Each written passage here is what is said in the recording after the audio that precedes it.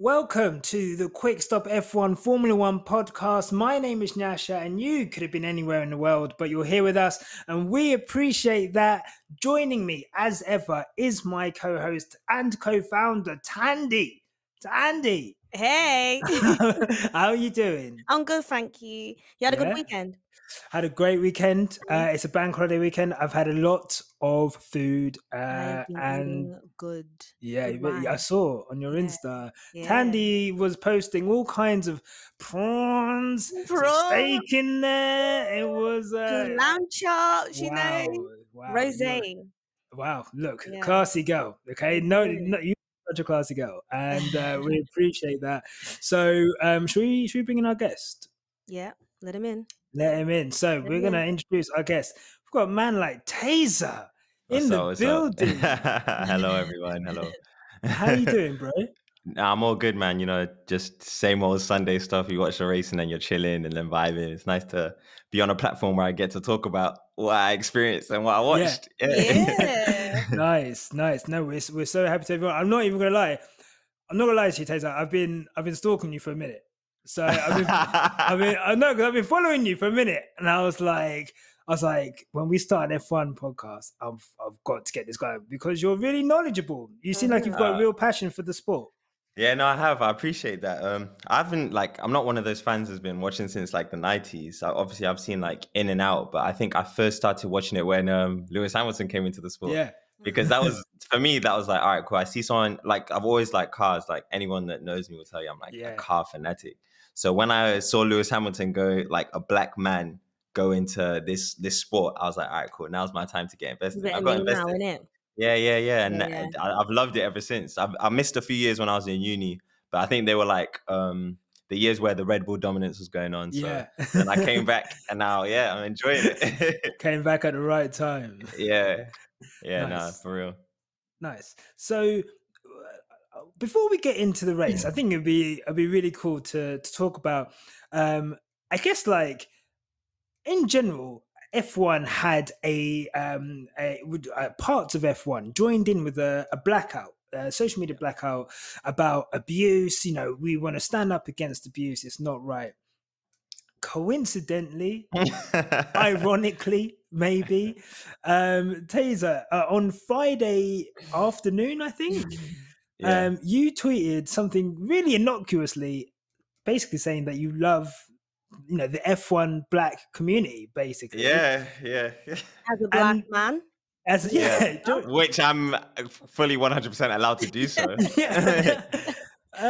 So I guess for the listeners at home, what happened after that? Because we're laughing, but it was actually like quite horrible. Yeah, so I tweeted it, and I don't really like touching my phone too much. I don't have like Twitter notifications on, so I was just chilling. Then my friend Deborah messaged me. She was like, "Yo, you're getting flamed on Twitter for your tweet." I was like, I didn't tweet anything like out of the ordinary. I didn't tweet anything offensive.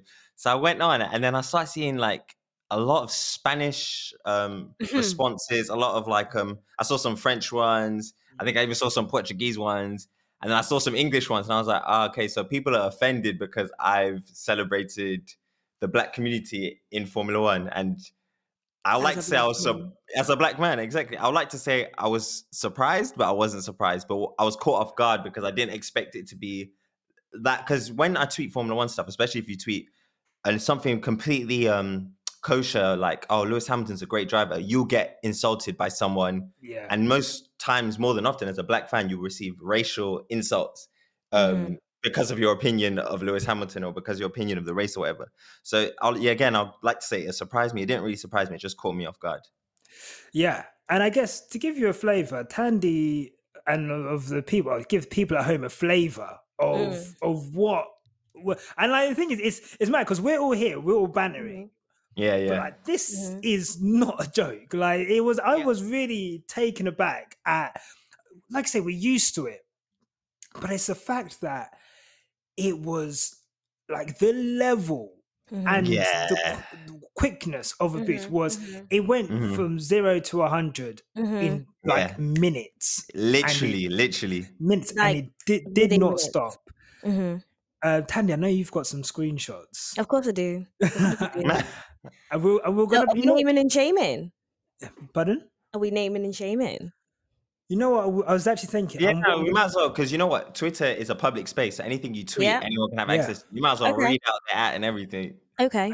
And I'm gonna put a little link to all of these screenshots. Oh, yeah. So people can look at them and see for themselves. But yeah, read them out because it's All right. So at Samu SV _ said, "This is literally racism." imagine. Oh, wow. So this is literally racism. Oh, EJS Paralelos, EJES, I don't know, he's Spanish. He has quote retweeted it with a picture of Lewis Hamilton, and Hamilton's head has been replaced by what looks like a caricature of a black, it's like a like a gollywog. cartoon, like a gollywog. Yeah, I saw that one. Oh yeah, I saw that one. yeah. That's crazy. ESP _ 72 said, "Racist." Right. There's one written in Spanish from Nico _ SV5, which says, "Why do they think they're superior?" Ivan Caster. Just before you carry on. Oh no, carry on. Last one. Okay. Ivan Caster said, GTR said, "Black people, stop racism. Also black people, the black community, F1 community." Now, racism and reverse racism argument. Nyasha, do you want to give us a point on that? It don't fucking exist, bro. It doesn't fucking exist. Sorry. It doesn't exist, bruv. Like I want, and like if there's any white people listening to this, I want you to listen real good right now. Okay, there is no such thing as reverse racism. Okay, Yep. It's impossible. Just because you're celebrating something black, it doesn't mean It's that crazy. you're anti-white. No. And I think people often like. I think what I saw, one of the comments was like, "Oh, imagine if we said like white F1 community." It's like you've had that. The community is white. That's what you've got. That's what you've been the whole time. Like it is. It's frightening, guys. It's scary. I'm gonna just come out and say it's scary. Yeah, But 100%. The tweets I've just read out aren't as bad as what was actually under that tweet. Do you know there was someone who put a picture of Verstappen with his knee on Lewis Hamilton's head? Okay, that's scary. Disgusting. That's frightening. It's I guess like Tazer as well. Like I mean I was watching it honestly, like, and I just screenshotted every single. I was like refreshing it every minute, and I was like, "This is I'm looking at it, it's crazy." How did it feel? And I'm sorry for us to kind of go over it, but like it'd be really interesting to like hear what it feels like for you to as a fan of a sport to have other fans of the sport kind of just openly racially abuse. Because like for me, I don't know about like I'm into football, like I love football, and like football's bad. Like football's bad, but I've never seen anything the way F1 does it. I've just never seen anything like that on that scale, for a racial pylon, essentially. How did it feel like kind of looking at that in your phone and as a fan of the sport and just as a black man? As a fan of the sport, I was like, it is what it is. This is normal. I get this. Like, this is, if you talk about Formula One and you're black, someone's going to say something, whether it's a microaggression or whether it's straight out, I'm going to be racist and do this, or I'm going to be almost like abusive. Like, so I saw it and I was like, all right, cool. It's time for me to just tweet whatever I want to tweet. If they're getting angry and they're sitting there and they're writing and they're saying this, or they're getting worked up, whatever, it is what it is. They can do that. I'm easy. Do you know what I'm saying? At the end of the day, the greatest driver of all time is a black man. I'm gonna celebrate that. I'm a black man. Right. I know that's right. Yeah. So you can tweet all you want. You can say anything you want. You could boo. At the end of the day, my man's still winning races, and like he's doing a lot for the black community, and he's made everyone in F1 drive cars that say "end racism" on. So boy, like, I don't know, like, yeah, but I guess as a like that from a fan of the sport and someone who knows what the sport is like, yeah, that's what it's normal. But as a black man, it's difficult to, I guess, take it in that people would be that brazen about it. Yeah. But it doesn't. Again, it doesn't surprise me. I think what really offended me is that celebrating something black meant to a lot of people that I was being racist to them. Yeah. And Yeah. that really didn't make any sense to me, because racism is essentially the marginalization of a community, the oppression of a community. And last time I checked, especially in Formula One, white people weren't oppressed. I mean, that's just from my Just perspective. out of a whim, innit? Like, just, We don't really have any races in predominantly black countries. We have one black driver. I think about 3% of the paddock is black. Yeah, so I don't really think white people are marginalized.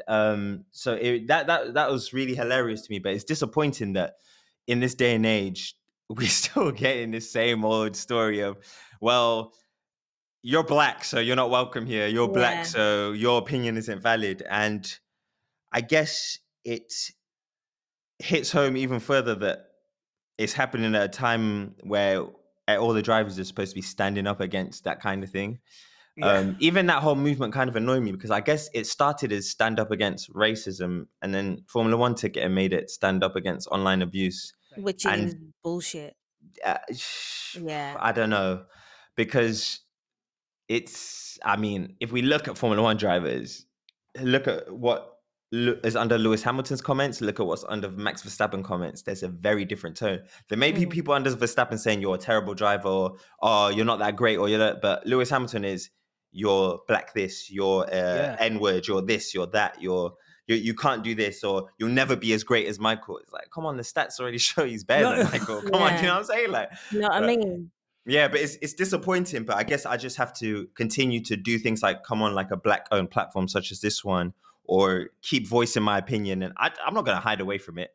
Do you know what I'm saying? Like, all day, every day, I'm just going to be repping Lewis Hamilton. I'm going to be repping Formula One, all the other drivers as well. Even drivers like George Russell, I'm going to be repping them, because at the end of the day, I'm a black man, and I'm allowed to do what I want. If you don't like it, fair enough. You're going to have to deal with it.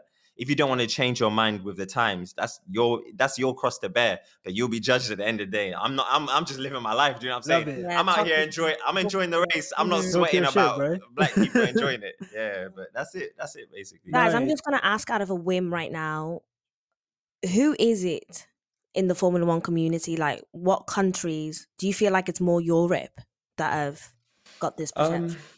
I think so. I don't want to say it's predominantly this country or predominantly that country. I think a lot of the tweets that came to me were from a Spanish part of the Formula One community, but I think because it was initially picked up by a Spanish part of the Formula One community, I think those kind of comments would have come from anywhere. And I don't want to say it's specifically this or specifically that. At the end of the day, it's coming from everyone that isn't black. Do you know what I'm saying? Yeah. So I'm not going to be like, well, in England it's not as bad, because whether there's 100 people doing it in England, 1,000,000 people doing it in another country, there's still 100 people doing it in England. So I feel like everyone needs to take responsibility, and everyone that is not black and they're seeing these racist comments and just sitting there, they're equally as accountable. Because if they really want to make a change, if they really want to end racism, if Formula One really wants to end racism, things like that shouldn't be allowed to happen. Things like that shouldn't be perpetuated every single week. Lewis Hamilton shouldn't have to go to Spain and have bananas or peanuts thrown at him. It's stupid. Like, I don't understand. It seems to be like this performative activism that Formula One's doing, where everyone's like, yeah, stand up against racism. But outside of the little introduction, that 30-second intro we get at the beginning of the races, I don't see any of the drivers talking about racism. I don't see any of them standing up about racism. Lewis Hamilton's going all across the country saying this, saying that, posting activism every single week, if not every single day. He's posted something that's pro-black and something that's showing that Formula One needs to make a change and the world needs to make a change. And the drivers, they're like, oh, well, I'll do it when I have no choice. I'm a bit black out my Twitter when I have no choice. It's stupid. Yeah. No, it is. And I think, I think it's a good question you kind of put there, Thandie, because, and something you mentioned earlier, Tazer, as well. Yeah. It's really, I kind of promise myself every time Lewis Hamilton says something on Twitter, I won't look at replies. I'm always like, let me not Yeah. look at the replies. Yeah. But I always do, like an idiot. I Mhm. always do, because I know, I just have to, because I want to see it, because I know it's still there. Yeah. Because, you know, yes, what, you know, what happened on Friday and what you got, horrible. And it came, you know, it looked like it came from a particular section of fans, you know, and we all know that's kind of not linked, but, you know, the whole Alonso Hamilton thing and like, Yeah. do you know what I mean? That, but this country, you know, you every time under the Hamilton's posts, there's, you know, it's like either overtly racist or it's these undertones of, Mhm. oh, you know, you know, how are you British if you're doing XYZ, or Yeah. you know, how are you, you know, you don't deserve to be a Serb because of the tax thing. The tax thing is false as well. Mhm. He's in like the top, was it 50 or top, so like really Yeah. high, like amount of people who pay tax, like. And it's just, you know, like you say, there is a problem in British F1 fandom or whatever in Britain with racism, Yeah. full stop. And Period. you know, I'm so happy that we have a platform like this for us to have these conversations, because if we don't have this conversation, I can guarantee you no one else is going to have this conversation. You know, I remember last year listening to F1 podcasts at the height of everything that was going on, and it was like footnotes at the end, Mhm. or Mhm. you know, oh, they'd be really sympathetic about what's going on, and oh, isn't that really bad? But Oh, isn't there it was no, awful? you're still like an all-white platform. You've never Yeah. had a black person on your program. Mhm. You've never, like, after all of that, you still don't talk about it. You know, it is what it is. But look, it's great that we're here and Yeah. we're able to have this conversation, because I think a lot of people for a long time have been starved of it. And, Yeah, and obviously what we really saw under your comments was it was all the negativity, but from the positive side, we had a lot of black Formula One yes, fans coming out and saying, "Oh yeah, I love that." Do you know what I Yeah. mean? Like a lot of people resided. Like I want that tweet on a T-shirt. Do you know what I mean? Yeah. Like Yeah. it's a wavy tweet, because it was nice to see everyone just kind of dropping their Lewis Hamilton Do memes, you know what I'm black saying? people dropping their giffies. I love that. Yeah. It's Yeah. so Definitely. sad that, you know, this is what comes with being a black Formula One fan. And what can we Exactly. do? On the subject of what you were just saying just then, Nyasha, about Lewis's comments, I always like to look at the Formula One comments on Instagram. And today somebody said, you know what? Yes, Lewis has won, but he's not likable. His arrogance kills me. And I was just thinking, why is it we hear this with black women all the time? Why have we Yeah. always got to associate arrogance and angriness and all this stuff with being black? Just say you don't like him because he's black. Just say you Exactly. don't want him to be a It's champion easy. because he's black. Just say that. Exactly. Don't start bringing he's got an attitude, he's got arrogance. You don't sleep in his room. You don't Exactly. eat breakfast with him, so you don't know him like Yeah. that. Just say you Exactly. don't like him because he's black. Everyone that I know that has met him has said he's the nicest person. There you He's go. people that say that he's like an amazingly nice person, and it's funny because Verstappen can push a camera out the way. Yeah. Verstappen can swear. Verstappen can use racial slurs on Mhm. TV, on the radio, and no one's saying that he's got attitude or he's angry or he's this or he's that. It's because Lewis Hamilton is a black man, and these are the I guess the prejudices and these are the stereotypes that we have to face on a daily basis, whether it's Lewis Hamilton or whether it's a regular dude walking down the street and someone crosses the road. It's just it's unfortunate that it's normal for us, but I think things like this are good. Even when people come out of the woodworks to say these microaggressions and say these things, I appreciate it when there's platforms like this and when there's people in certain comments being like, you don't have to say things like that, and sparking a conversation. Whether or not this person's going to change his opinion, at least there's 50 other people that are reading it, and I see, oh, okay, actually, you know what? Maybe they're right. Maybe I do have these microaggressions. Even if it's out of 1,000 people, there's one person that changes. That's something for me. It's not good enough, but it's something. Yeah. Indeed. And look, man, like it sucks. Like I said, it sucks that happened. It sucks, but I think the solidarity from the community for me was something that Yeah. honestly yesterday, Yeah, like I loved funny. it. Yeah, I loved It it.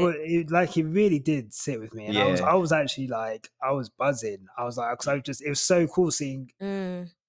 all these ads. People like, yes, me. I'm like, wow, there's so many. Yeah. That's my exact reaction, because I've always tweeted about Formula One, but I've never really had I know a few black people that are into it, and we have this I always thought this was oh, this probably as good as gonna get. I'm gonna have my 10 people or my 5 people or whatever. But then I made that tweet, and I got tons of racist comments, but I got tons of black people that I'm like, yeah, let me follow this person, let me follow that person, because I'm like, on a Sunday I want to go on there and I want to see people saying stuff that's not microaggressions or something that's slightly offended. I'm not hearing on the commentators say, oh, Lewis Hamilton is streetwise. Now, when I heard the comment today, oh yeah, Lewis Hamilton is streetwise. When I heard that, and then I saw that no one white picked up on that, all of the black community was like, streetwise. Why does he streetwise? He's not even on the street. He didn't have time to be on the streets, man. This guy's been racing from day one. Yeah, no, streetwise basically means, he's got swagger, he's black, he's, you know what I'm saying? He knows what's good. He's black. Oh yeah, if the man pushes him off the road, he's gonna push him back. He's gonna know when to. Streetwise is often used as a counteract to bookwise. So someone who goes to school and goes to college and go whatever, they are bookwise. They're smart. But someone who doesn't have a formal upbringing, a formal education, they're out in the street, so they know how to maneuver in the street. It's funny that you should say that, because when Jenson Button was racing, everyone be like, oh, he's so good at saving his tires. His race IQ is so great. He's so smooth. When you see George Russell, oh yeah, Mr. Saturday, he's so on it. But when it's Lewis, he's got this raw pace. He's streetwise. He's not gonna have that. When someone pushes him off a track, he's not gonna let that happen. The second time, it's like, come on, man. Lewis Hamilton's probably got the best racing IQ of everyone. Lewis Hamilton will be asking about, what's this person's tire? What's this? But I ain't never hearing that. This guy, look, and then that's a good segue. Let's get into the race. Yeah, let's get into it. Let's go. We've got some talking to do. So let's get into race, and I want to get into. Look, so we have the start. Everyone gets off the line pretty well, the top 3 anyway. Perez succumbs to Sainz though on the soft tires, but then Kimi has a weird moment and drives into, I think, his teammate and breaks his wing. We have a safety car. Tazer, what were your thoughts, I guess, when the safety car was out, and then on the restart, I guess Lewis getting jumped by Max, and I guess what were your thoughts at that point? I think what happened to Lewis would have happened to any driver in second place. I watched Bottas, and I must say I'm not the biggest Bottas fan, but his restart was the ultimate. He played the ultimate poker face, because he was still mid warming up his tires, gunned it. So everyone was caught sleeping. And I think that Lewis getting jumped by Max, it was just normal. Max had the slipstream. It was gonna happen. Do you know what I'm saying? Anyone in Lewis's position, this exact same thing would happen, unless they were literally looking at Bottas and edging every 2 seconds. Yeah. But it wasn't going to happen. It wasn't. Anyone would have got. Bottas played it really well, but the restart was just mad. Even Kimi crashing into his teammate, but I think he was looking in his mirrors or something, because that was wild. But let's not get into that. Kimi. Kimi. We may come back to that one. Yeah, all right, cool. Let's come back to that one. May come back to Kimi, because I've got things to say on that, but I might leave it for my dog. I'm not sure. But Thandie, I guess at that point in the race, Bottas looked like he had control of the race. Did you? I guess we know the result now, or whatever. But did you think that he would be able to sustain that pace, or were you worried that he I was more thinking he better sustain that pace. You know what I mean? You guys know how I feel about Bottas. But I think he did really well today, guys. I actually think he did quite well. I saw your tweet earlier. I saw our tweet earlier where you were like, he does his job in being the side man, in being the second guy. He does it well. He doesn't want to be this. That's the problem. Boo-hoo. That's who you are now, okay? He does it well. Quack, quack, quack, quack, quack. Breaking news. You're doing it well, okay? So just maintain it. Do you know what I mean? But in this race, I was proud of him. Yeah. Good going, Okay. champ. Good going for Bottas. I mean, again, we may come back to that, Yeah, let's come back to that but one. I definitely understand. I guess like what you mean by that. In that, Bottas will deliver. I guess we look at Perez's race today, and yeah, he ended up fourth, but he spent time behind the Ferrari of science, after getting jumped by him, and then obviously they just put him on an awful strategy where he's probably still out on his first stint right now. They kept him out that long. But like so Bottas, I feel like he, other than like I feel like Turkey, maybe Imola, he will give you a solid result. But before the race, and I guess Tazer, I'll kind of put this to you. With Bottas before the race or after qualifying, they were asking him, this is everyone's talking about the title fight between Max and Lewis. How do you feel? And before they could finish, he was like, "Oh, let them talk," and in his mind, he thinks that he will, or he has the ability to beat Lewis over the course of a season. Do you think? Do you agree with that, or do you? What are your views on Valtteri Bottas? I guess. Valtteri Bottas is like the little brother you have that convinces themselves that they can do whatever it was. And they do have natural talent and they are good at what they do, but they're so concerned about one-upping you, they end up tripping over themselves. Yeah. Wow. Instead of Bottas to be focusing on beating everyone else first and foremost, he focuses too much on beating Lewis. Mm-hmm. So he's driving with an almost type of like revenge or aggression, or there's something there. And it's, any sportsman will tell you, when you started doing that in a sport where, like, imagine you're playing football now and your main focus is, I want to score more goals than my teammate. Nah, you have to win, and you have to, outperform the other team. Like when you start focusing at home too much, you're already in the wrong, you're in the wrong mentality. And I think Bottas has let himself get into this pit of, I need to show everyone I can perform on Lewis's level, if not better. And that's left him open to people like Max Verstappen, to people like Checo coming in and, catching him off guard. And because he's so focused, what's Lewis doing? And then Verstappen will just sail up on the inside of him. I think it's unfortunate. And I think the only way that it can be sorted out is with like sports therapy, or if he moves to a different team. It's a very Cain and Abel sort of story. But for those who don't know Cain and Abel, Yeah. That's how it is. Yeah, you're very right. Sunday. Yeah, taking out the church. Let's take it there. Take it to church.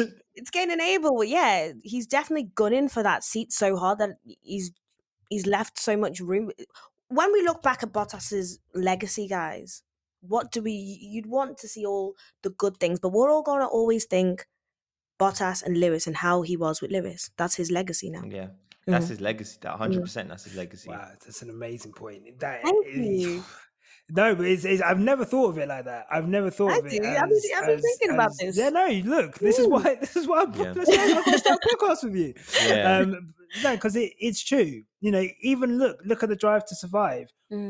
This whole, I know Drive to Survive is obviously it's fabricated. They have to make storylines, but it's crazy. I was genuinely shocked at how focused and how obsessed he is with Lewis.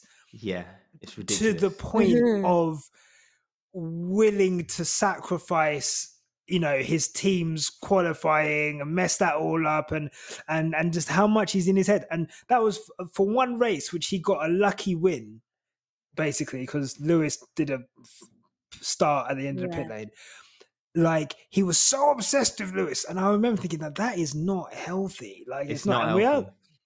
And we're going to remember him. That's how he's going to be remembered, as the guy who, season after season, Valtteri 2.0, 3.0. I think this is 4, maybe 3.5, because he's not even as good as 3.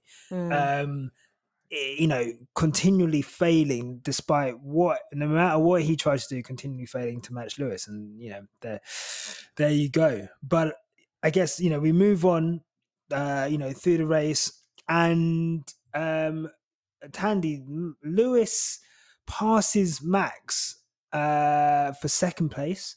At that point, I tweeted that I'm going to put everything I have on Lewis Hamilton. He said he's going to put his house on it. He said his oh, whole the Joe- whole bank account. the whole bank account, Accounts. whole bank account, I was emptying it out. But I guess, what did you at that point? Lewis passed Max, and then obviously set about on Bottas. Did you think that Lewis? Were you like equally confident, or did you still think it was going to take quite a while before it got to a Lewis versus Bottas kind of situation? I definitely think from Lewis's performance last week, guys, we know this guy is going to turn it around. Yeah. We know he's going to turn it around. He tweeted, it was such a tough race physically and mentally. I didn't get a good start, and I also lost out the restart, but it was a great result in the end. Today wasn't all perfect, and we need to get ready now for a quick turnaround for Spain. He knows it was rubbish, but Lewis does not like to lose, guys. You hear him in the radio. Yeah, he he doesn't doesn't. like you guys thinking, because he knows he's got so many, his fans know him in it. So he doesn't want people thinking he's going to fall flat. And I didn't think man was going to ever lack. Never. Yeah. Good on him. For sure. And Tazer, he hunted Bottas down for the second year in a row. There was an air of inevitability about it, but I guess, how impressed were you with Lewis and the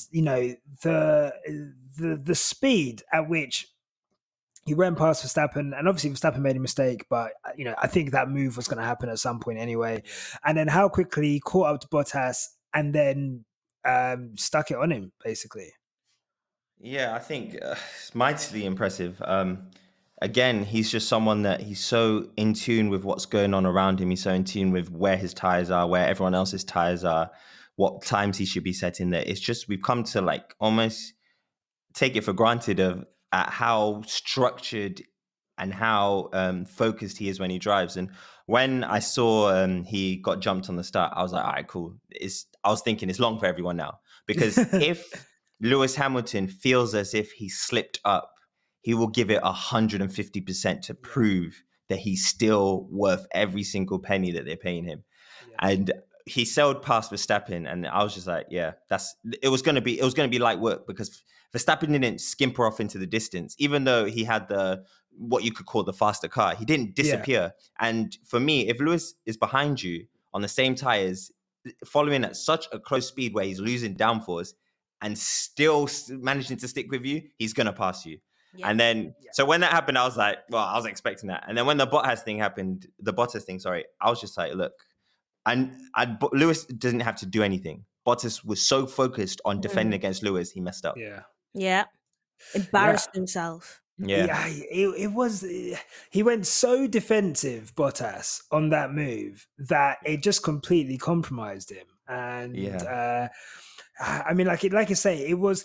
They always say, and they've made improvements to the cars so that people can follow closer, but we don't see too many people in F1 who are able to go behind the car close, lap after lap after lap after lap, and pressurize them. That's why Verstappen made a mistake and ended up losing in place to Hamilton. That's why Bottas went so defensive, because he'd had lap after lap after lap of Lewis on his gearbox. And it's incredible, because you're not supposed to be able to do that. They talk about dirty air all the time.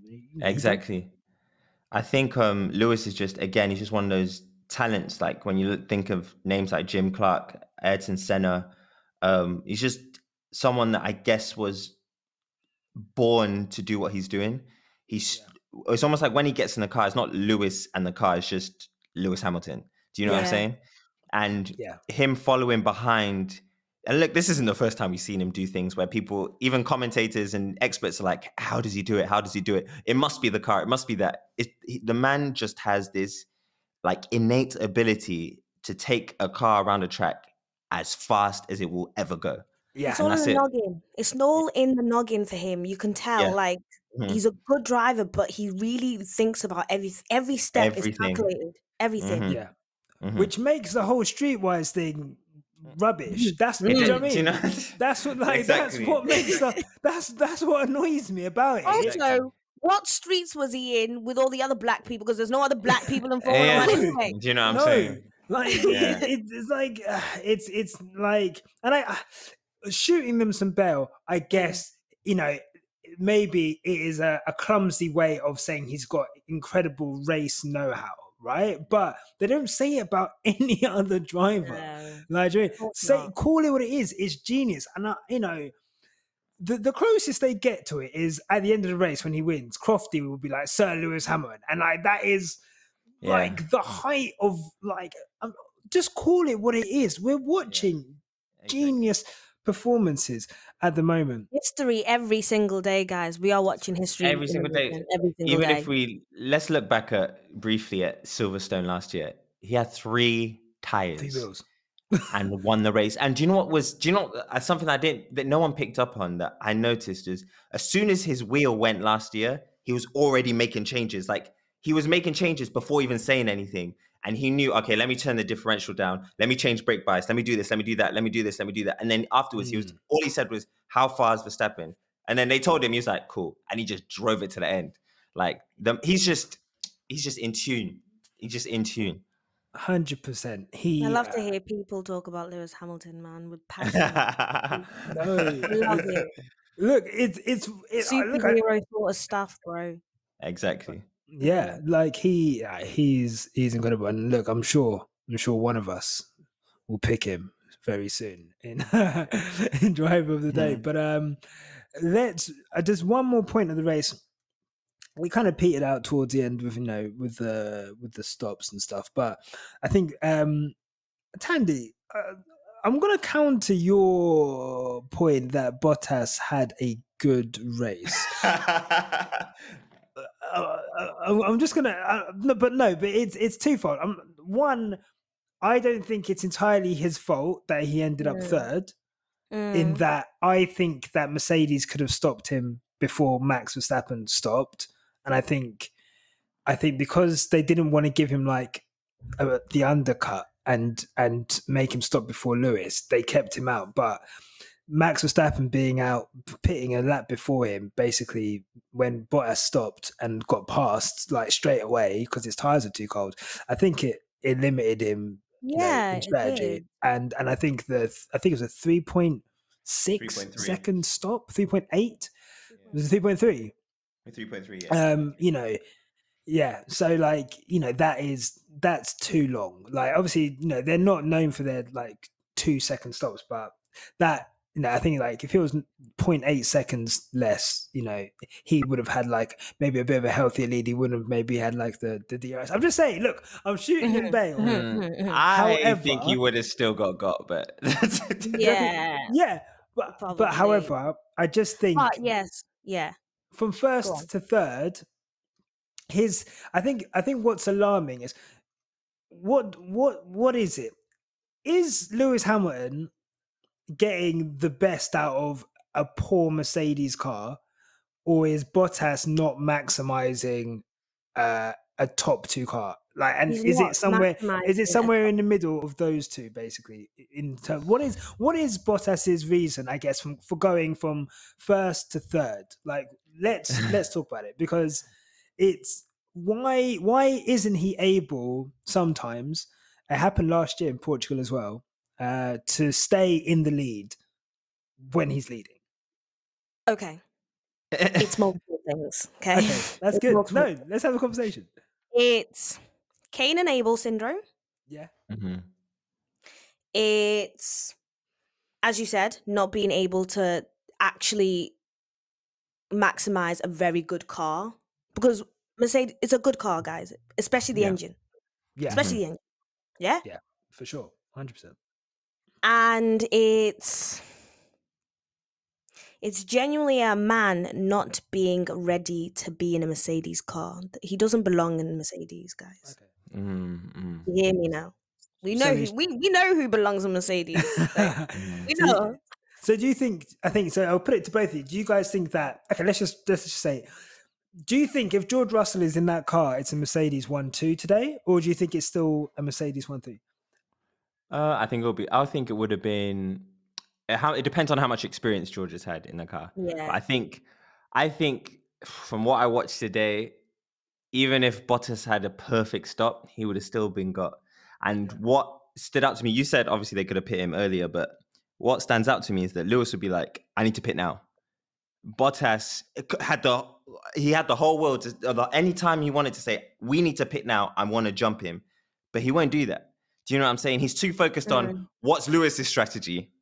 Sorry to go back to this Bottas thing again, and then Bottas came out of the pit, and it's like you just saw this man driving the car and just crumble. Like you could literally see him just crumbling. And you could say the tires are cold, but when Verstappen came out the pits, he wasn't sliding about like that. When Lewis came out the pits, he wasn't sliding about. No, I don't think I saw anyone sliding about like Bottas did.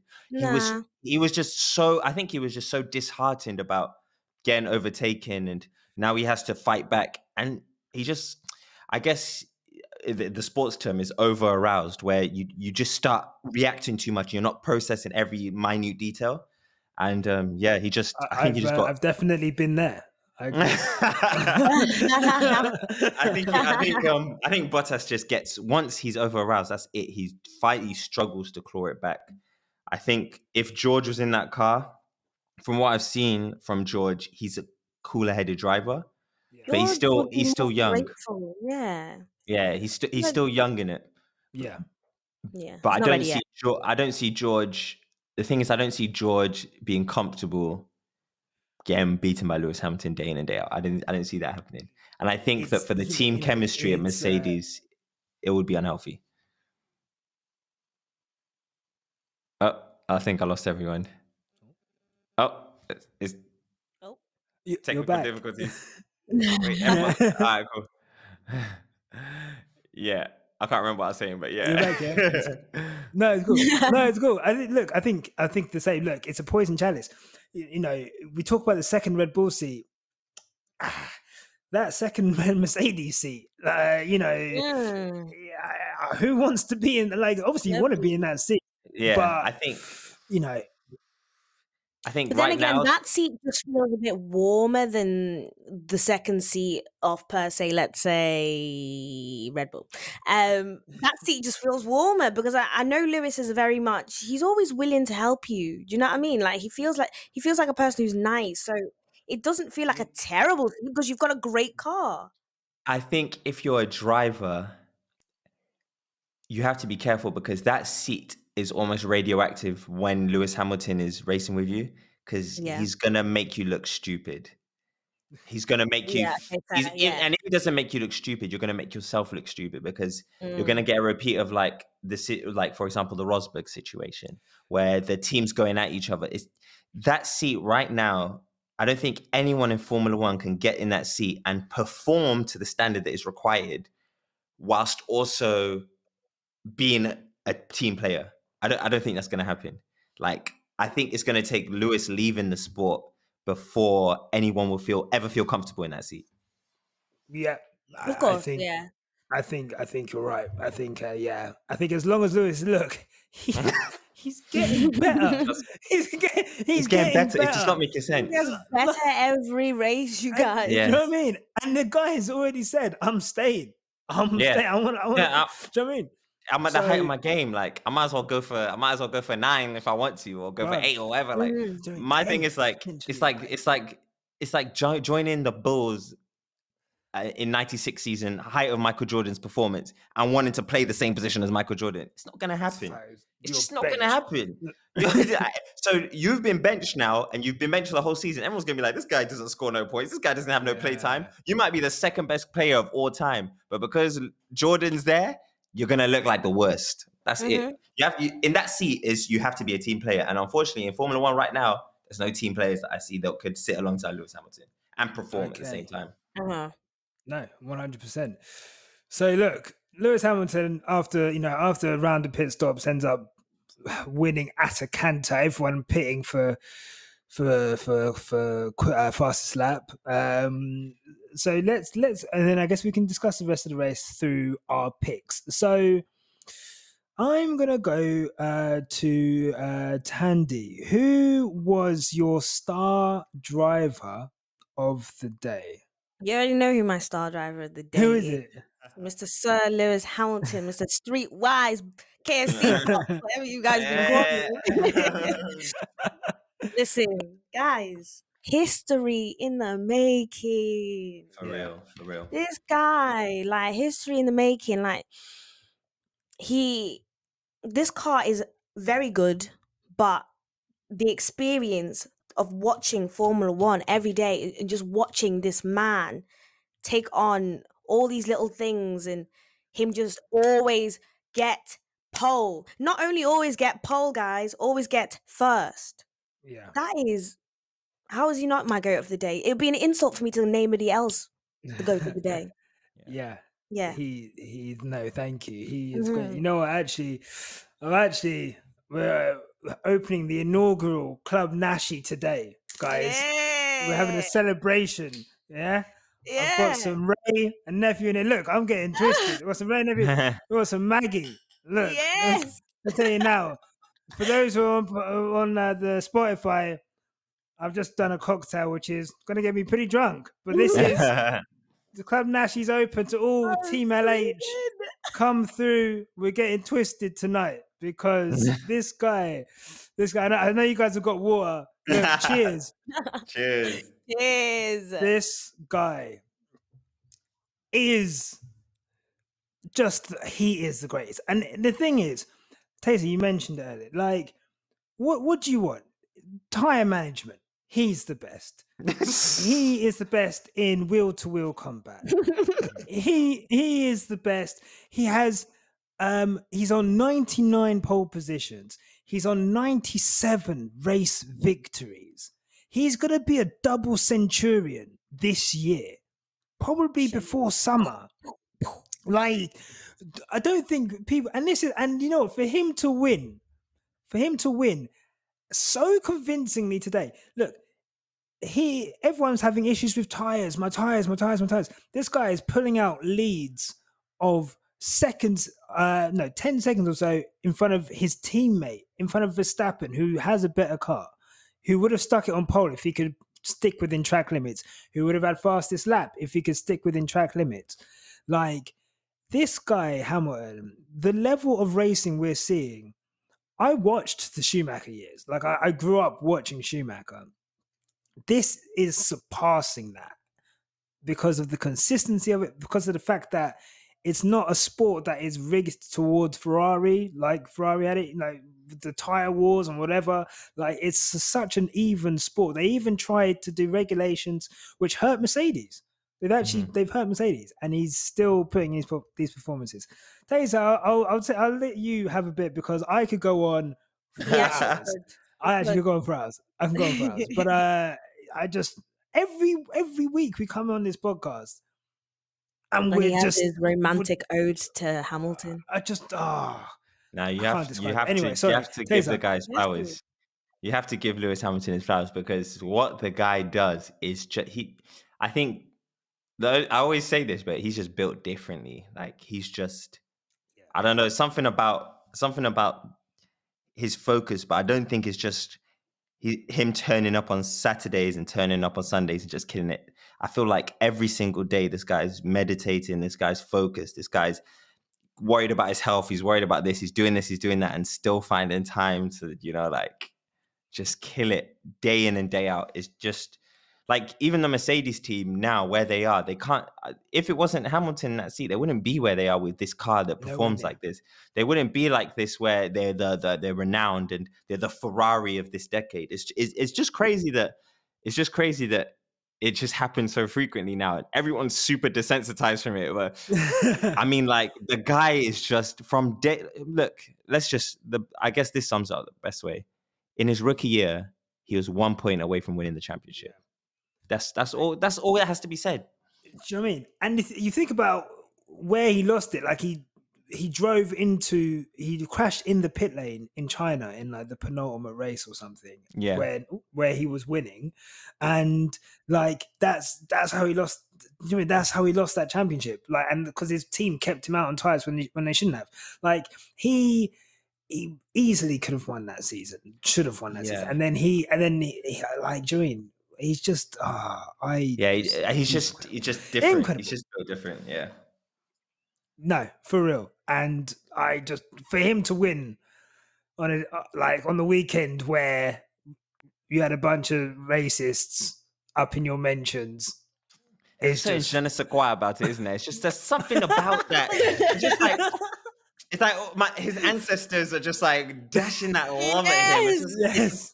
And let me tell you something. If he gets his 100th pole in Barcelona next week, I swear that will just be the icing on the cake.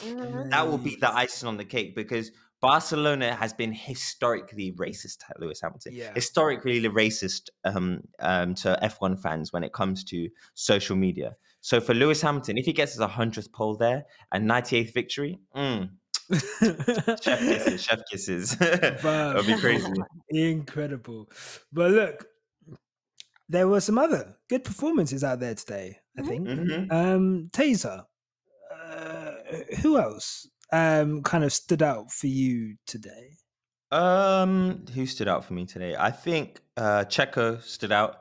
Managing those tires, he drove the mediums until I think he did 10 more laps over what he should have done. Yeah. So that was impressive. I mean, it didn't feel like he had a raw pace, but he was very smooth with it. But I think for me, I'm really impressed with Lando Norris. I think this season he's come into that I am the best midfield driver here, and it's weird because he's so young and it's almost come out of nowhere. But I feel like he's just got the McLaren team now that's fully around him, and he's just reached that next level of, he's in tune with the car, in tune with what it takes to be a racing driver, and he's just focused. And seeing how he performed today, and it wasn't his greatest performance, but I'm ultra impressed with where he's going as a driver. For sure. No, he was great. I was watching the pre-race. We had an interview with him and George Russell, and he was saying how he less time on Twitch, less time gaming. And I actually remember a quote from him last season, at the beginning of last season, I think like during the lockdown. And he was like, sometimes I play online games so much, and I'll fall asleep whilst playing. And I remember thinking like, that is wild. I was like, you're literally how are you a Formula One driver? You're like just playing online games until you can't keep your, like a child. Like, do you know what I mean? Like, I was like, that's crazy. So it's actually, you can tell, like I say, he's decided, right, everyone's thinking, and look, I thought he was going to get flamed by Ricciardo. And obviously Ricciardo needs to get used to the car. But can we talk about that, please? Okay, sure. At what point are we going to stop saying Ricciardo needs to get over the car? Okay, because you know what, this is good because I asked this. But you're a big Ricciardo fan. I am, so, and it's embarrassing. Are you running? So, are you running out of patience? Basically, I'm running out of patience because I don't know how many more episodes I can do of this podcast and come and defend him, because it's now embarrassing on my part. Do you know what I mean? I think today he did all right though. Going from 11th to, what did he finish? He went from 16th to 9th. 9th, yeah. Gained 2 points. I'm proud of you, but you're a good driver. And what is your legacy going to be? I think that... Is it going to be Ricciardo moves from team to team to team? Yeah. But he never... Do you know what I mean? I think Ricciardo is chasing that, I want to be in a fast car and have that easy win and do this instead of just like chilling for a second and putting in the groundwork. Yeah. If Ricciardo was in the 2014 Mercedes, he would have moved. If he was in Red Bull 3-4 years ago, he would have moved. Which he did. Yeah. If he was in Renault, he would have moved, which he did. And McLaren, he's probably going to move. He's almost like a nice guy Alonso, in that he just keeps moving Yeah. and moving, Yeah. but he's Yeah. in this like elusive search for greatness. But Yeah, I he's think happy. he's just been gassed up too much, in my opinion. You Like, Oh, think? really?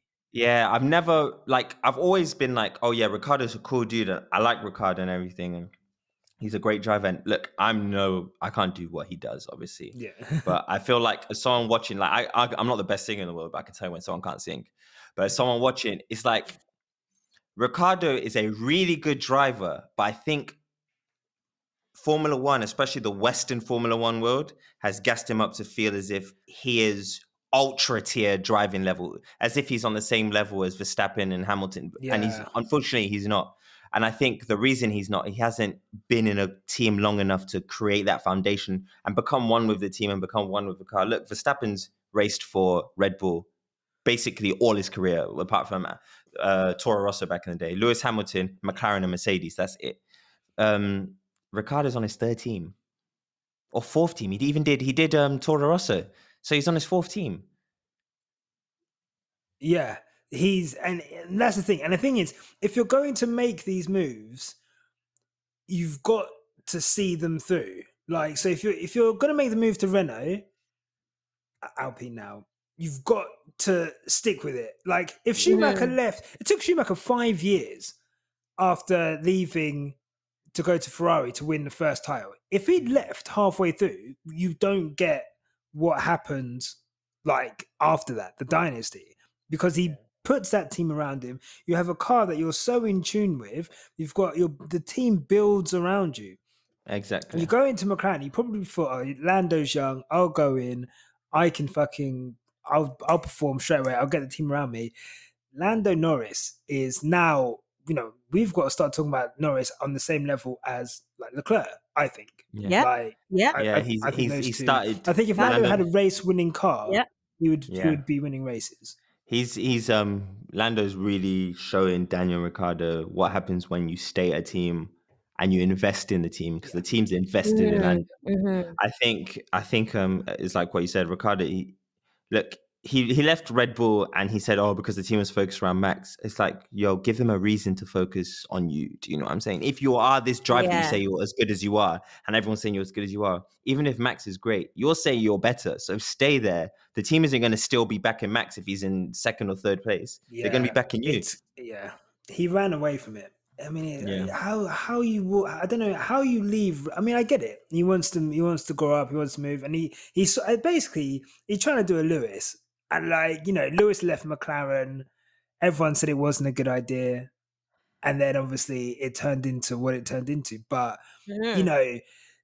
there's only so many times someone can leave a team and go to the best team in the world. Like, and Lewis, remember Lewis put in hours. Lewis had to grind with Mercedes. Remember, Lewis was grinding with Mercedes. They weren't a race-winning team when he was there. Like, he was grinding with them from day one. And it's like, yo, like if you move. First of all, Renault, when I moved to Renault, I was thinking, that's not really the best team to move to right now.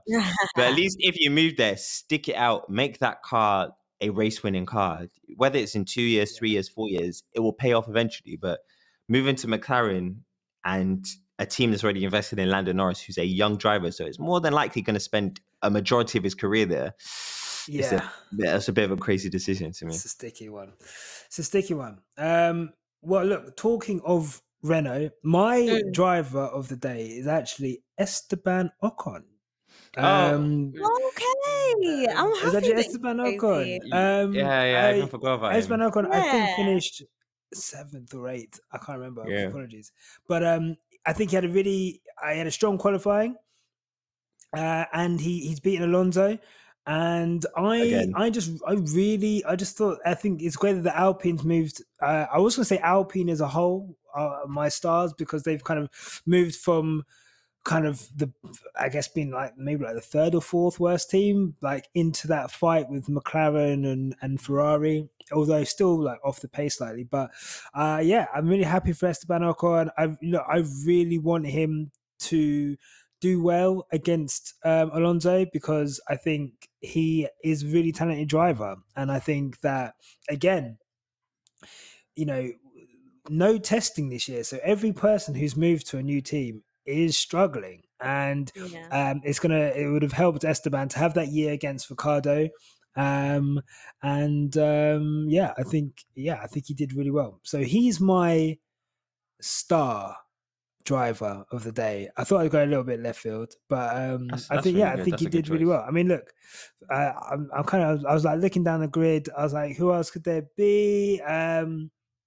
Ricardo coming from 16th, but shouldn't have been down there in the first Yeah, shouldn't be place. there in the first place, bruv. Do you know what I mean? I guess Exactly. Vettel qualify. I guess I need to say some nice things about Vettel because I was very harsh, and then he got a top 10 qualifying. So, but yeah, not I think he did well enough. I think he still finished behind Stroll in the end. Yeah. So still not but look, some flicker of hope in that. Shall we get into the donkeys? Let's go. Yeah. Always fun. Please. Tazer, I'll start with you. Who was your donkey of the day? It just has to be Nikita Mazepin, doesn't it? It just has to be holding up several cars, finishing almost a minute behind your teammate. It's just not working. Like he may In not have last place. spun. Exactly. He may not have Last place. spun. He may not have crashed. He may not have caused a safety car. But ultimately, he's the least capable driver on the grid. So I think despite whatever happens, he's always, for me, going to be that until we start to see him, a second behind his teammate, 2 seconds behind his teammate. I think it just has to be. Yeah. Thandie, I know you are a big Mazepin fan. No, let me just credit you. You're not a fan at all. What did you make of his performance today? Nothing less, nothing more, same old shit. Fucking weird.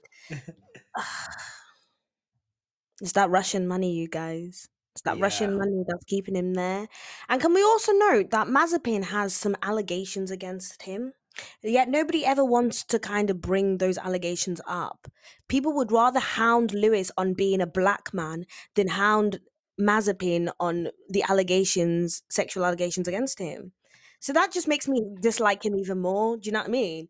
But it doesn't surprise me anymore now. I feel like last place is his spot, and it's always interesting to see which driver is next to him in that place. Do you know what I mean? Like, last place is owned by him. He is the welcoming committee. He gives out the brochures when you come. That's his place. So, and I think this is the place that we're just going to continuously see him at. We're going to always see him last place, guys. Yeah. He is the worst Formula One driver I've ever seen. Yeah. Do you remember a few years ago when Massa had the accident and fractured his skull, and they brought in, I think, Luca Badoer, and he was finishing at the very end. Mazepin is worse than he was, and that's saying a lot because he was in the best car on the grid, finishing at the end. Yeah, he was in the front. Yeah, he was in. Oh, but he was awful, wasn't he? I mean, the thing is, I always say, like, I don't want to come on this podcast every week and just be like Mazepin shit, like, because you don't. Not that I care about him, but he is. But like, you don't want to. I guess for me, I want to be able to give a level of analysis above he's shit. Yeah, but he's so bad.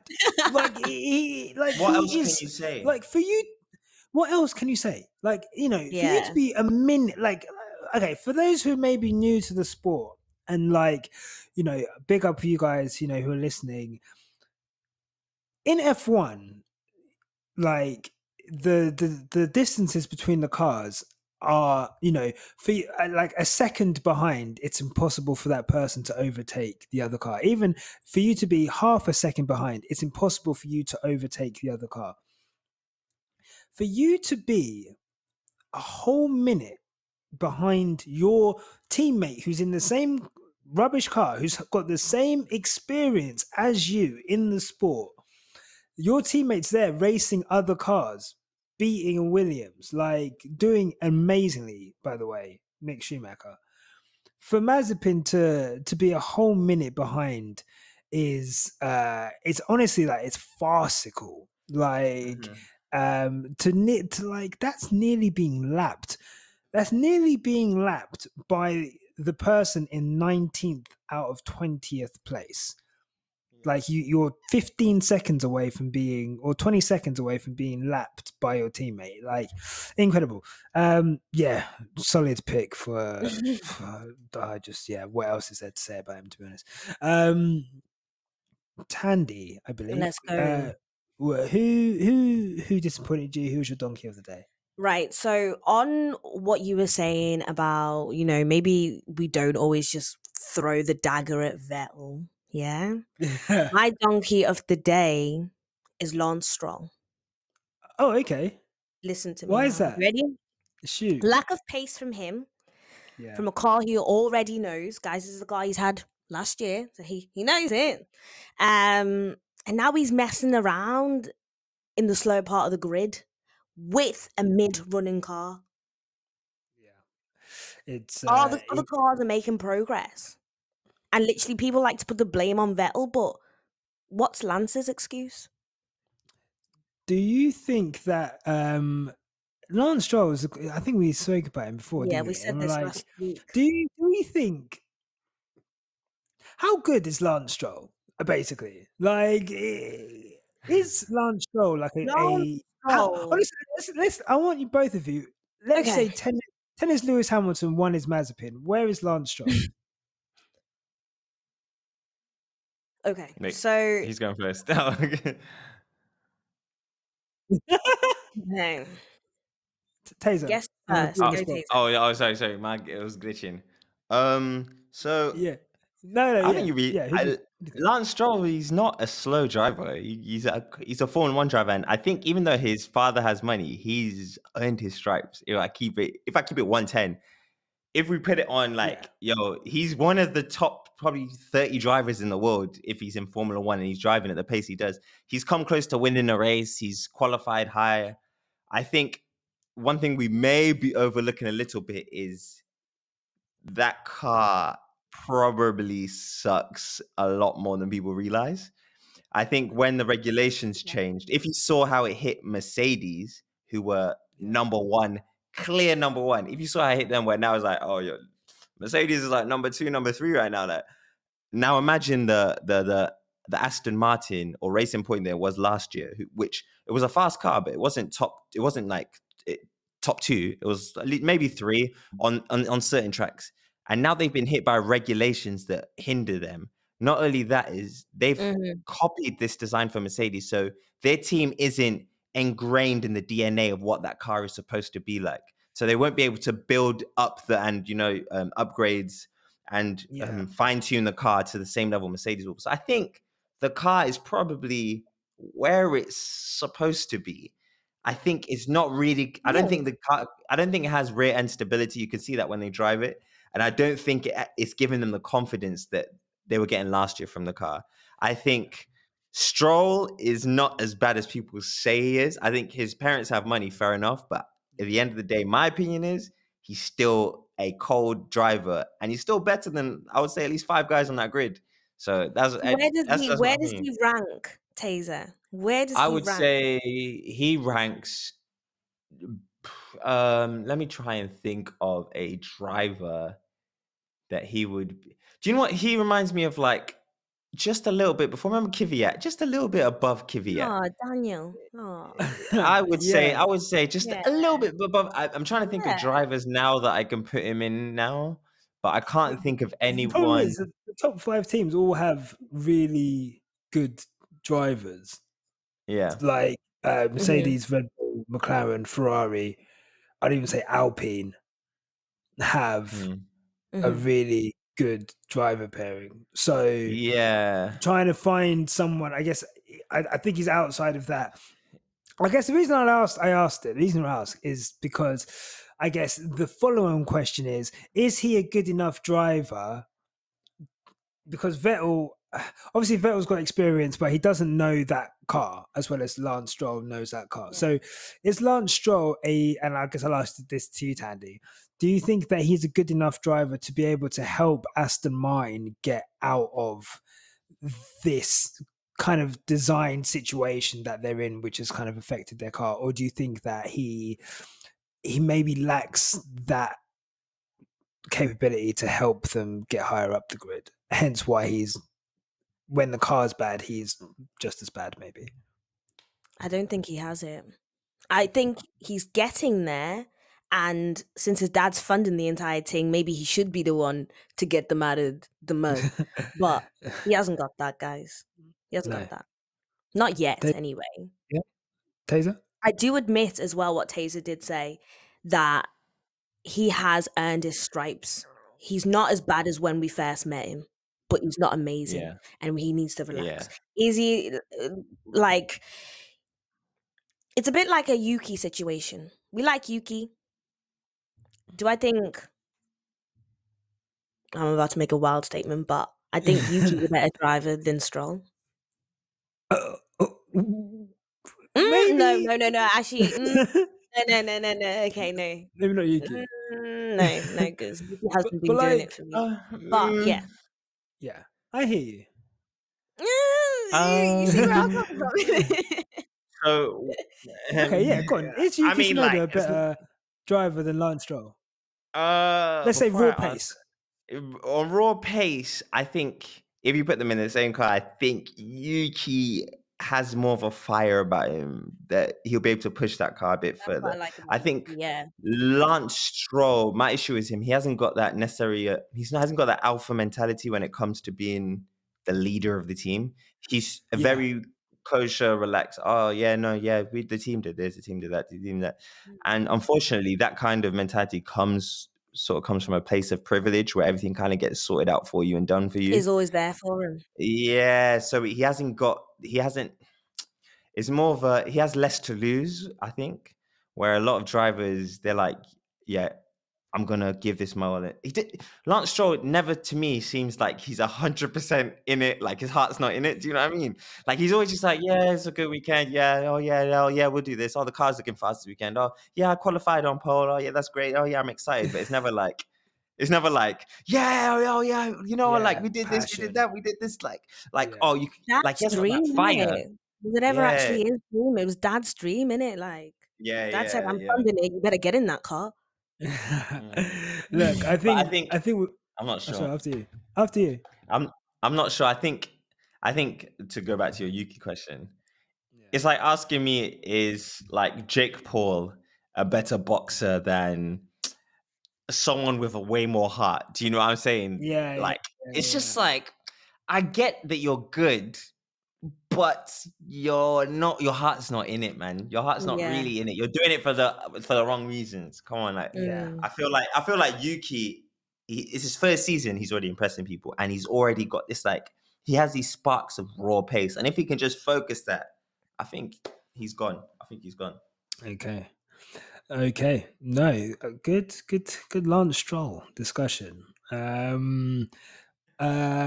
My donkey. I was going to give it to Bottas, but now I think it's a bit harsh, so I'm not going to. So I am going to say that my donkey of the day is... I'm just going to give it to Kimi, actually, for... Thank God someone said it. Yeah. Kimi. I was like, should I give it to Kimi? Yeah, let's just I give it to was Kimi. holding my breath thinking, this guy, come on. Kimi Raikkonen, you are 40 plus, maybe 40. You have 20 years experience in an F1 car. He's raced in 3 different decades. Three different decades. I actually remember playing on whatever F1 game when Kimi Raikkonen first come out on and he was in a Sauber.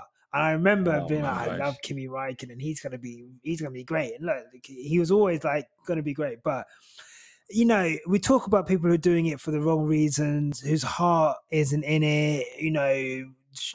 Should they be there? Kimi Raikkonen, look, of course, he's got financial interest in Alfa Romeo. I think Ferrari like gave him like shares to basically say, get out of the team. We need to get Charles Leclerc in. You know, so he's obviously like invested in that team, but he is like, he even says it's like F1's like a hobby, and I don't know. I just feel like what he did today was so schoolboy. Like if Mazepin done that, we're talking about it. Like, what the hell are you doing? Like, for him to be driving into the back of someone, and just like I don't know. And I just, for me, you know, I love the cult of Kimi is kind of masking the fact that we've got someone in the sport who doesn't have any love for the sport. It's Granddad, just yeah, his and he's hindsight is getting a bit. yeah, and then, you know, he's keeping a seat from a young person. Do you You know what I'm know, saying? like That's my I think my main beef with Kimi Räikkönen is that there's this like cult following that he has, where it's like almost they've like fetishized his prime years. If we yeah, keep it Yeah. 110, the man has one championship. Cool. Rosberg has one championship.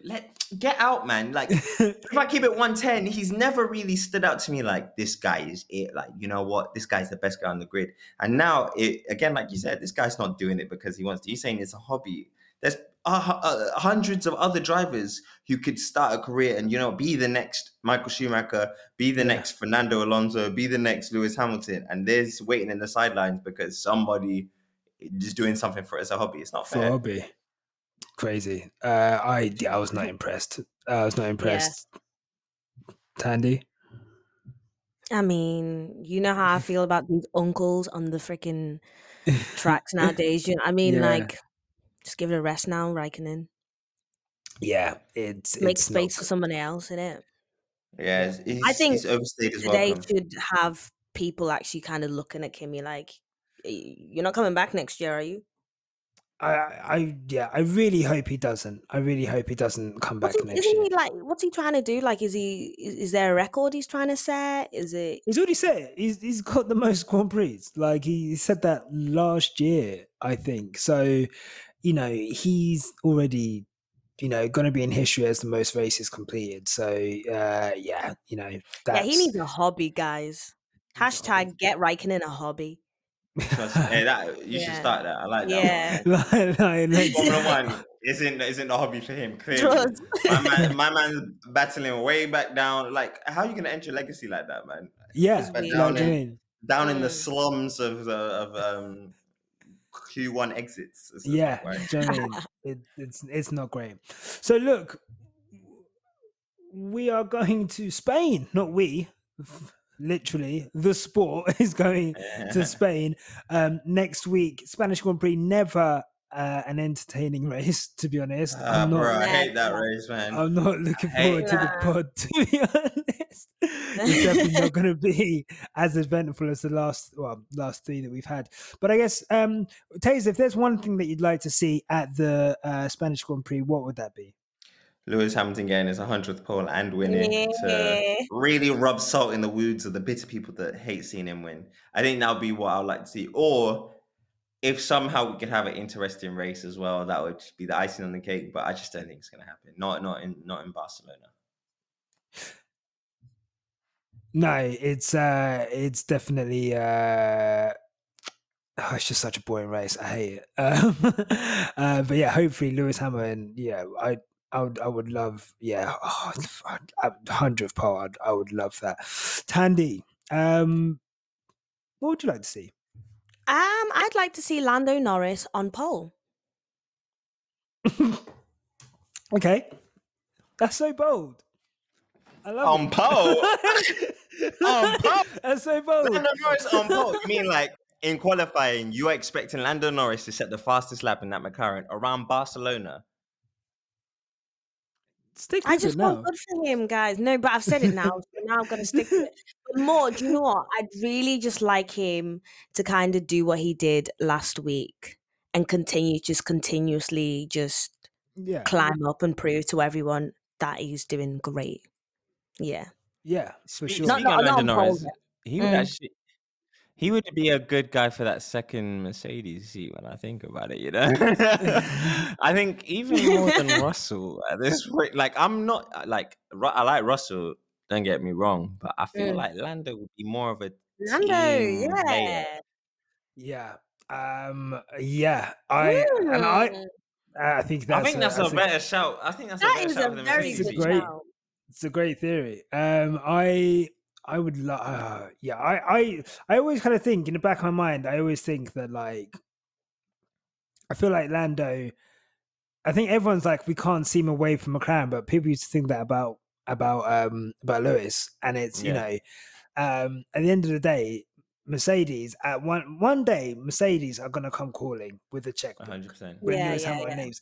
Someone's gonna get the golden ticket. Like I think obviously someone's gonna leave now. Well, obviously Bottas is gonna leave now. End of the season. Oh, actually, sorry. I'll ask you this question. We got sent some tweets from people who follow us on Twitter, and they I was like, what would you like us to discuss? And so like one of them, say less at Mufasa_official said Bottas's future at Mercedes. For me personally, I think it's over if Hamilton stays. So, I guess quickly, do we think that this is Bottas's last season at Mercedes? Basically, 100%. I'd hope I it would is. actually put money on it. I'll put crypto on it. I'll put crypto on it. I'll actually go and place a bet. Yeah. No. So, gun to your head, who do you think is going to go into that second seat?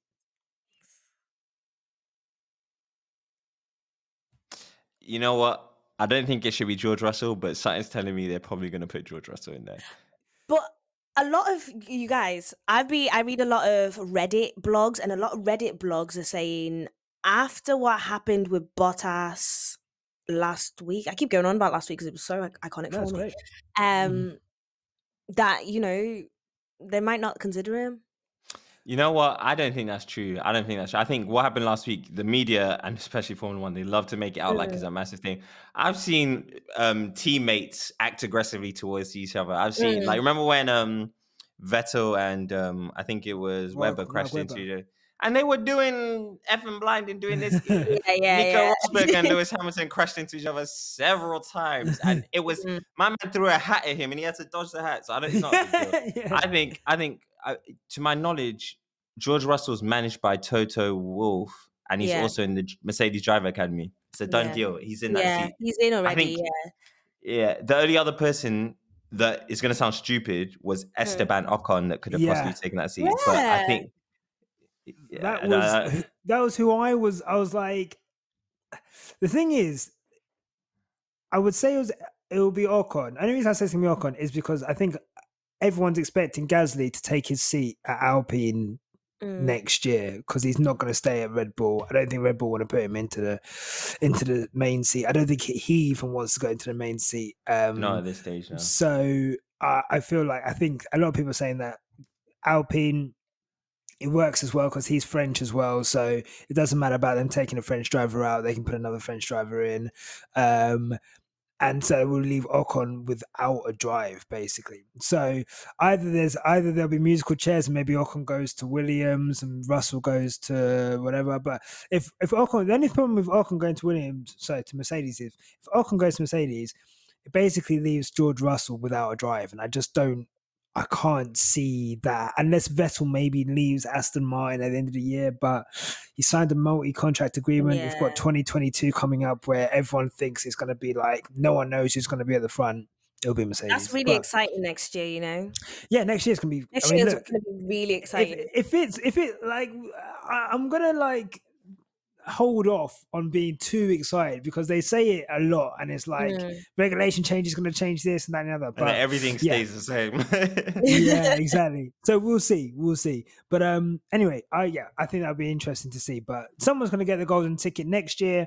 Someone's going to get the big old golden ticket once Lewis Hamilton leaves. Whoever gets that replace Hamilton seat is like essentially that could be I'm Leclerc, that could yeah. be Norris, that could be Russell, it could be anyone. Not going to Like be Leclerc, though, is it? Verstappen.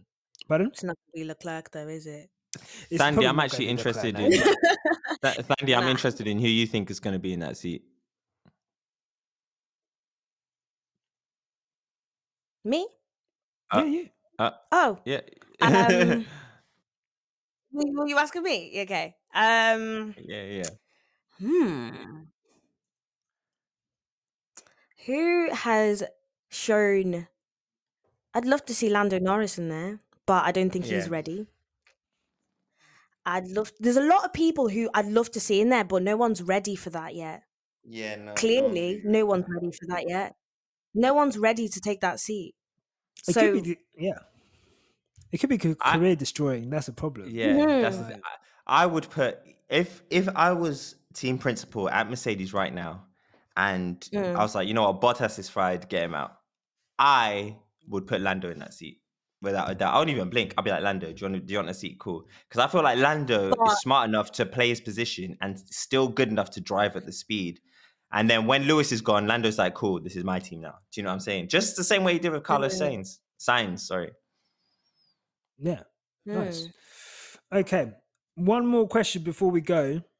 From Mark Antsy 1.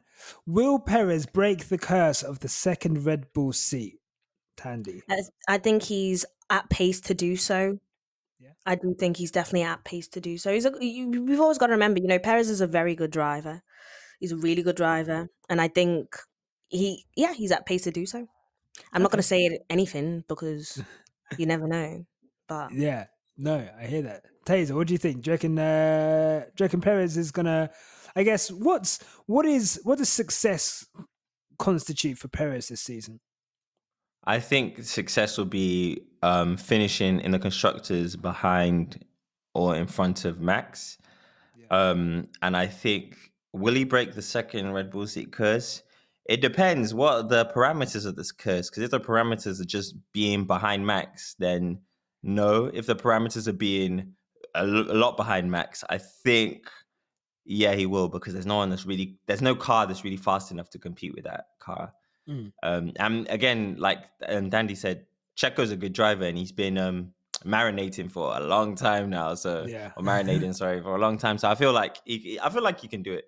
I don't think the seat was cursed. I just think the car was just not great for someone who's not a quick, instinctive driver that just takes to things straight away. But yeah, I just think the car was just not that great. Okie dokie. Well, thank you, guys. We've come to the end of what has been a lovely little podcast, man. I love this episode, man. Tazer, thank you so much for You're welcome. For coming. And look, for all of the F1 fans out there who want to connect with you, where can they find you on social media? So it's at Tazer Official on, I think that's me on everything. Yeah, at Tazer Official on everything. And yeah, I just want to say thanks for having me on. And I know that a lot of fans, like, we were talking about racism for the first 22 minutes, and I feel like a lot of people have probably skipped that. So if you're hearing this now, go back and listen to it. And just because it's racism, don't roll your eyes and just skip it. Like, go from 1 minute and listen all the way through to that 22-minute marker, and then you're going to learn something. Or if you don't learn something, at least you've given it a chance. I think that's the right thing. No. Well said. And I think, after you, sorry, Thandie. Sorry, and I also think with all the Black Twitter fans, next week is Spain. Keep that in mind when you're tweeting. Protect yourself. Sometimes, it's okay to just turn off your phone, turn your notifications 100%. off, block people. 100%. I'm just going to be honest with you. We saw what happened, and we know what's going on. Yeah. No, for sure. Look, well said, Thandie. Guys, thank you for listening and all watching. If you're watching on YouTube, please subscribe to the channel, give this video a like. If you are listening on Spotify, give us a follow. If you're listening on Apple, leave us a review. We need to do a campaign to get people to review us on Apple. Actually, so why are you guys reviewing us? We need to get reviews, so we're going to do some. Make sure you review us, but follow us on Twitter, Instagram, subscribe to the YouTube, Quickstop F1 on everything, and we will see you in Spain. So it's goodbye from Thandie. Goodbye from Thandie. Goodbye from Tazer. And goodbye from Tazer. And it's goodbye from me. Yeah. I'm out here. So we'll see you guys in Spain. Take care. Bye bye.